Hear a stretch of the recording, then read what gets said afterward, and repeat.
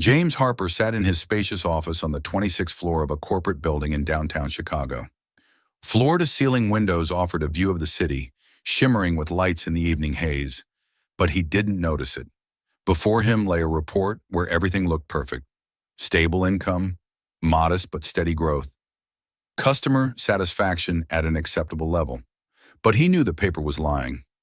Over the past few months, he had heard stories that weren't reflected in the numbers. Customer complaints about slow service, irritated staff, increased staff turnover. The company had lost nearly a third of its employees in a year. Anonymous messages about harsh management in some establishments. Complete nonsense, assured Brian Wells, the chief regional manager. There are always people who are dissatisfied with something, but the business is fine. Brian spoke confidently as always. But James felt something was wrong. He looked at this business as a father looks at his child. He started with a tiny cafe in Indianapolis, greeting guests, making coffee, and cleaning tables himself. He knew what it meant to be at the bottom, and now with a chain of 15 cafes, he wanted to believe that he had preserved the very atmosphere he created from scratch. But was it true? Inside there was unease. When you manage from the top for too long, reality becomes blurred. And the only way to know the truth is to see everything with your own eyes. James took out his phone and selected one of his cafes, located 2 hours away from Chicago in a small town called Riverdale. Far enough that no one would recognize him, insignificant enough that regional managers wouldn't pay much attention to it. The next day, he stood in front of the mirror in his apartment. Instead of the usual business suit, he wore an old hoodie, jeans, and sneakers. He deliberately didn't shave his grown-out stubble, adding a bit of scruffiness to his appearance. Thick frame glasses completed the disguise. Now he didn't look like a businessman. Now he was an ordinary guy who could go to a cafe for a coffee and remain unnoticed. He got into his car and headed to Riverdale. The road stretched long, but thoughts gave no rest. What if everything was really fine, and he was worrying for nothing? What if the managers really had the situation under control? But what if not? The cafe was located on the corner of the main street, a 2-story building with large windows. It looked quite decent. Clean glass, neon letters glowing on the sign. Inside, everything seemed to be in order. The hall was almost full, customers at the tables, soft music playing. But as soon as James took a couple of steps inside, he felt something was wrong. The atmosphere was strange, not unwelcoming, but tense. People behind the counter worked with mechanical precision. Their movements seemed rehearsed to automation. They smiled at customers, but those smiles didn't reach their eyes. A waitress approached him, a young girl with chestnut hair tied in a messy ponytail. Her name tag read, Casey. "Good day, what would you like to order?" Her voice was friendly, but he detected fatigue. "Coffee, black, no sugar," James replied. Casey nodded and walked away, and he sat at the nearest table, from where he could see the hall and part of the kitchen. He began to observe closely. A minute later, one of the customers raised his hand, attracting attention. Casey hurried to him but didn't get a chance to speak before a sharp, irritated voice rang out from the kitchen. "Casey! Why isn't the order for table 6 ready yet?" It was loud, sharp, and full of irritation. Casey flinched but immediately put on a smile and rushed to the kitchen. James frowned. Seeing her reaction, he already knew. There was a problem, and it was deeper than he had been told. The coffee was bitter, but it wasn't about the taste. James took a slow sip, watching as Casey hurriedly disappeared behind the kitchen door. The remnants of her forced smile dissolved in the air, like sugar in a hot drink. He felt a familiar chill, the one that appears in his chest when he knows he sees the truth, but doesn't yet fully understand its scale. As if on cue, fragments of a tense conversation came from the kitchen. "Do you think this is a resort here?" An irritated male voice. "Move faster!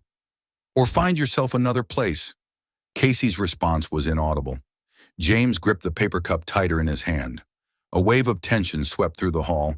Customers glanced briefly at the kitchen, but quickly looked away, preferring not to get involved. The other waiters also fell silent, pretending nothing had happened. James thoughtfully ran his finger along the edge of the cup. He had come here undercover to see everything with his own eyes. but he hadn't expected to encounter something so obvious and painfully familiar.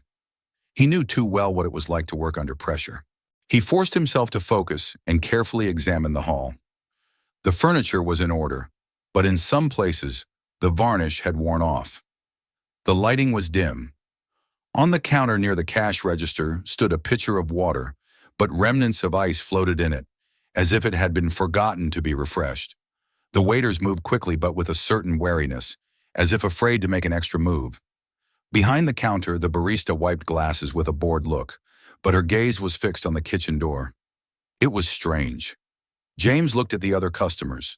A couple in the corner were discussing something, occasionally glancing at their watches. An elderly man by the window was leafing through a newspaper, occasionally sighing in disapproval. And then, at the table to the left, he heard a conversation between two girls. "This place was better a year ago," one muttered, taking a bite of her sandwich. "Now everything is slow and kind of, well, cold." "Yeah," her friend agreed. "The manager is a nightmare. Did you see how he yelled at one of the cooks a couple of weeks ago? He yells all the time. Honestly, I feel sorry for them." James felt his fingers clench into a fist under the table. Gary, the manager. There it was. Casey came out of the kitchen, trying to look composed, but James noticed her tense shoulders and slightly uneven, hurried steps. She approached the counter, whispered something to the barista, who immediately looked away, and taking a deep breath, headed to a new table. But something had changed. There was despair in her eyes, and then he heard it, a dull thud, like a blow. From the kitchen. Casey froze. Her fingers tightened on the notepad, but she pretended nothing had happened. James abruptly stood up. This was no longer just poor management. This was something much worse, and he had to see it. A personal rule he had followed all his life was simple. If something seems wrong, don't look away. He took a step forward, heading towards the kitchen door. James stepped toward the kitchen door, but slowed down, forcing himself to act cautiously. He was not here as the CEO, not now. He was an observer, meant to see things as they were. The kitchen door was half open, and he froze at the edge, remaining unnoticed. Before him unfolded a scene that made his blood boil. Casey stood opposite a tall, burly man. Her face was pale, and her hands were tensely clasped to her chest, as if she was restraining the urge to defend herself. The man, the very manager, Gary, whom he had already identified from snippets of conversations, towered over her, fists clenched. "Are you deaf?" His voice was low, filled with irritation. "If you can't work at a normal pace, get out of here. I'll find someone who can." I'm trying," Casey's voice wavered. "I don't care about your trying. I need results." Next to them stood a cook, a lanky guy in his mid-20s, judging by the badge on his apron. Connor. He tensely watched the situation, clearly torn between the desire to intervene and fear of the consequences. "Gary, enough," he said quietly, but the manager didn't even turn his head. James felt a surge of anger inside. Gary was not just a strict boss. He was a tyrant. James took a step forward, allowing the door to creak slightly, attracting attention. Gary abruptly turned around, his gaze immediately falling on the stranger in the worn hoodie. "Need something?" His voice was sharp, but there was a hint of arrogance in it. James did not respond immediately. He slowly turned his gaze from Gary to Casey, then to Connor. "Just wanted to know what's going on here," he said, making his voice deliberately lazy, as if he were just a curious customer. Gary sneered. "Nothing that concerns you, buddy. Go back to your table." Casey looked at him with wide eyes, as if she couldn't believe someone had actually intervened. "It doesn't look like nothing," James said quietly. The manager exhaled irritably, folding his arms across his chest. "Listen, if you're going to lecture me, just leave. We have work to do." James slightly tilted his head, studying him. He had seen such people before. People who enjoy control, who get pleasure from suppressing those who are weaker. People who think no one will dare to stop them. But James had never been one to look away. He slowly nodded. "All right," he said calmly. "Then I'll just watch." James spent the next hour in the cafe, carefully observing every move Gary made. Now that he knew what to look for, he saw his control methods everywhere. Gary spoke to the staff not with the voice of a mentor, but with the voice of someone who enjoys dominating. He didn't make remarks, he mocked. He didn't correct mistakes, he intimidated. Every time Casey came out into the hall, she looked a little worse than a minute ago. James noticed how she barely suppressed the trembling in her hands as she placed a glass of water in front of another customer. But the worst part was that everyone else was used to it. Connor, the cook, cast angry glances at Gary but remained silent. The barista at the counter pretended nothing was happening. The other waiters worked quickly, not lingering their gaze for more than a second. Everyone knew, and everyone was afraid. James suddenly realized that before him was not just a random bad manager. It was a system of fear. He could no longer just observe. This day was supposed to be reconnaissance. He intended to just look around, figure things out. But now he knew he couldn't postpone the decision. Gary had to be stopped, and he knew how to do it. But first he needed to talk to Casey. For real. James knew.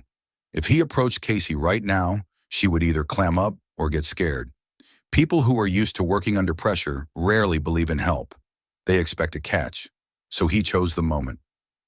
When the cafe became a bit quieter and the customers dispersed, Casey approached the counter to pour herself some water. Her hands were still slightly trembling and her eyes were lowered.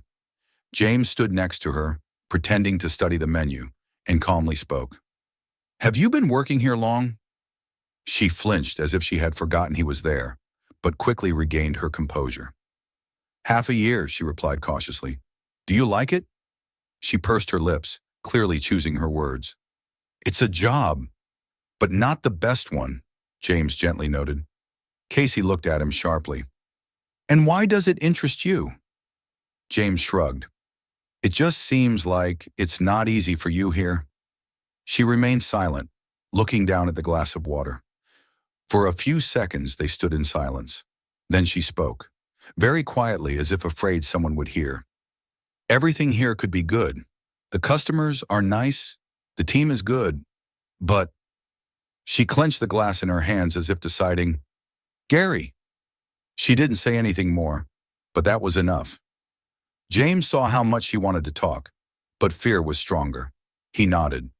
"And why doesn't anyone complain?" Casey bitterly smiled. "To whom? Brian?" There was weariness in her voice. "You think he doesn't know? He came here last month, spent 2 hours, talked to Gary, and that was it. We tried to complain. We were just ignored." James felt a cold anger rising inside him. He knew Brian was indifferent to the problems of the employees, but he hadn't realized how bad it was. Now he knew, and he was going to do something about it. The cafe began to empty out as evening approached. Customers left, finishing their last orders. Gary was in his usual state, handing out sarcastic comments, checking the cash register, casting irritated glances at the staff. James waited until Gary started rushing Casey again, which didn't take long. "You're dawdling again," his irritated voice rang out. "How many times do I have to tell you? Customers don't have to wait while you figure out how to serve a dish." Casey stopped. For a second, it seemed like she was going to say something in response, but then her shoulders slumped, and that's when James spoke. "Do you always talk to your staff like that?" Gary froze and slowly turned to him. "Excuse me, but what does any of this have to do with you?" James stood up from the table, putting his hands in his pockets. "It seems to concern me. I'm a customer, and I don't like it when waiters in the cafe I visit are treated like they're not human." A tense silence fell over the room. Casey looked at him in amazement. Connor, who was wiping the counter, froze, clearly expecting an outburst. Gary laughed. "And who are you to tell me how to run a cafe?" James slowly smiled, and then he took off his glasses and looked straight at Gary. "I'm your boss." Silence enveloped the cafe like a wave. Casey's eyes widened. Connor straightened up. Even the barista froze in place. Gary first blinked as if he didn't understand, and then his face turned gray. "What?" James took out his phone, opened his messages, and without a word turned the screen to Gary. There was his name, James Harper, CEO of the H & Company cafe chain. I think you understand who I am now. Gary stood there, unable to say a word. Let me tell you straight, James continued. I listened to the customers. I listened to the employees. And I only needed a couple of hours here to understand that you are the worst thing that has happened to this cafe. Gary clenched his teeth. Listen, I'm just doing my job. These guys are lazy. If you don't push them, the cafe will collapse. The cafe is already collapsing, James said sharply. Because of you. He turned to Casey and Connor. Tell me honestly, who wants Gary to stay as the manager? Casey remained silent. Connor stepped forward and firmly said, No one. The barista also looked up. We hate him, she said, and her voice sounded confident for the first time. Gary looked around, as if hoping someone would support him. But the cafe was silent. Everyone was looking at him. James exhaled. You're fired. Gary clenched his fists. You can't. I can. And I did. Gary stood there for a moment, as if considering what to say next. But seeing the expression on James's face, he realized that bargaining was pointless. Screw you, he muttered, grabbing his jacket. And a second later, he was gone. When the door closed behind Gary, silence hung for a couple of seconds. And then, someone exhaled with relief.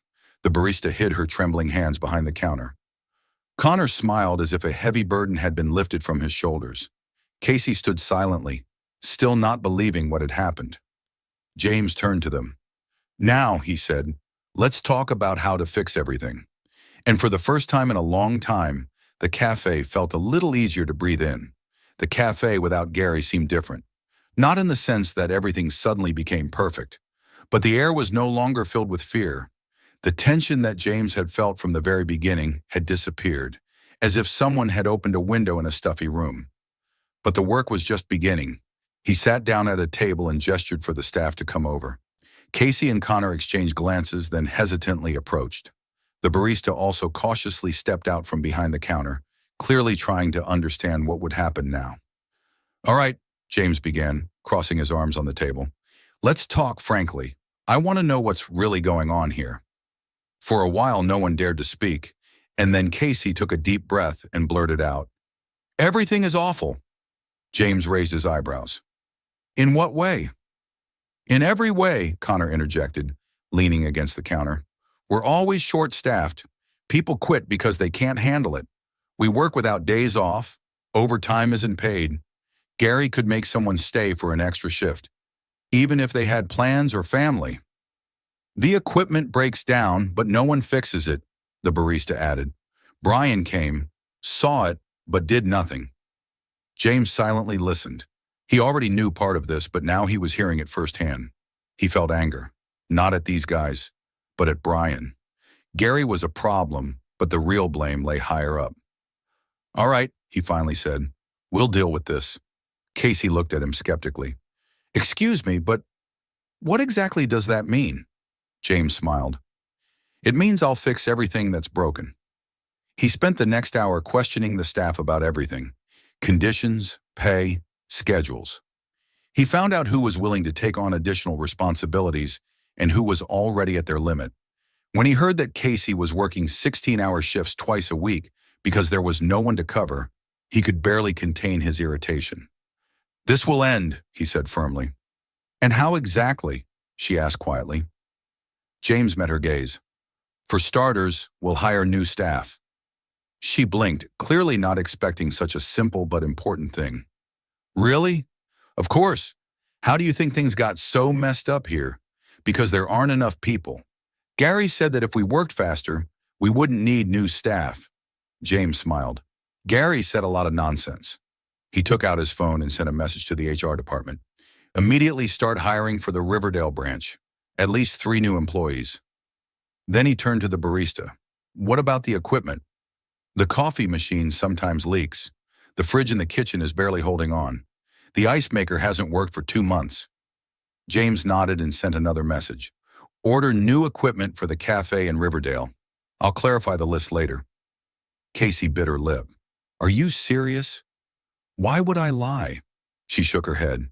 It's just, no one ever listened before. James smiled. They're listening now. We need a new manager, Connor said.